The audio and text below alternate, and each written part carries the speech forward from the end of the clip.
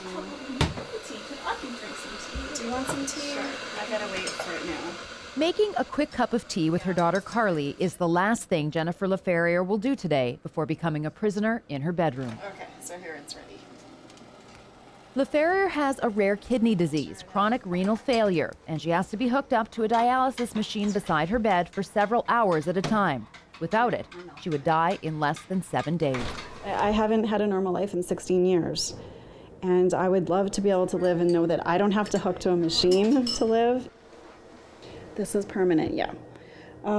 This is where I hook up and it takes the blood out of my body.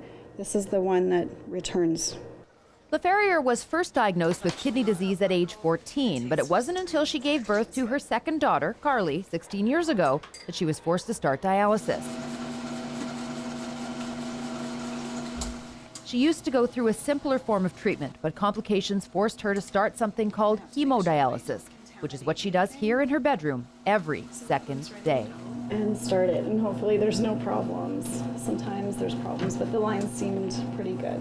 Laferriere attaches herself to the machine for between 4 and 6 hours. The machine removes her blood, cleans it, and puts it back in, taking out toxins and other accumulations, essentially doing what a healthy person's kidneys do for them.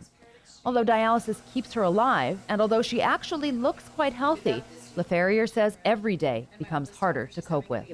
It is like one of the hardest things that I've ever had to do, and I wouldn't want anyone to ever have to go through this.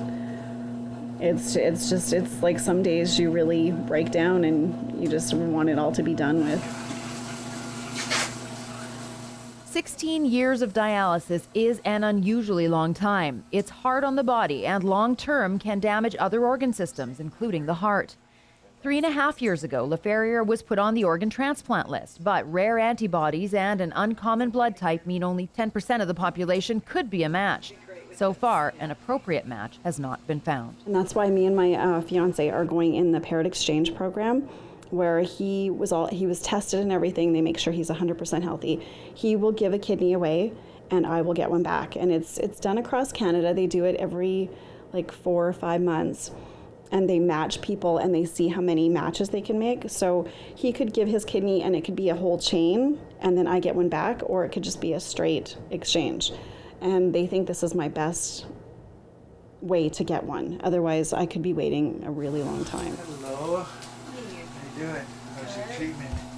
Rick Kamari is Laferriere's fiance. He says he's actually excited to donate his kidney in the paired exchange, not only to support the woman he loves, but also because of how many other people he stands to help. I was worried a little bit, at first you think about it and then you start looking and you research and you talk to doctors and, your other kidney gets larger, it grows better, you got to watch salt and high blood pressure. I don't have to worry about none of that stuff. I don't really have salt anymore. So you kind of get used to, I'm trying to wean myself off of everything bad as I go. So, and I'll be fine, I should be fine. But even though Laferriere and Kamari are signed up for the paired exchange, there is no guarantee they'll find a match for Jennifer. And that is why she encourages everyone to visit signupforlife.ca to register as an organ donor, increasing the odds that she can get a life-saving kidney transplant. One donor can save 8 lives through organ donation, and tens of thousands of taxpayer dollars are saved every time an organ recipient can stop relying so heavily on the medical system.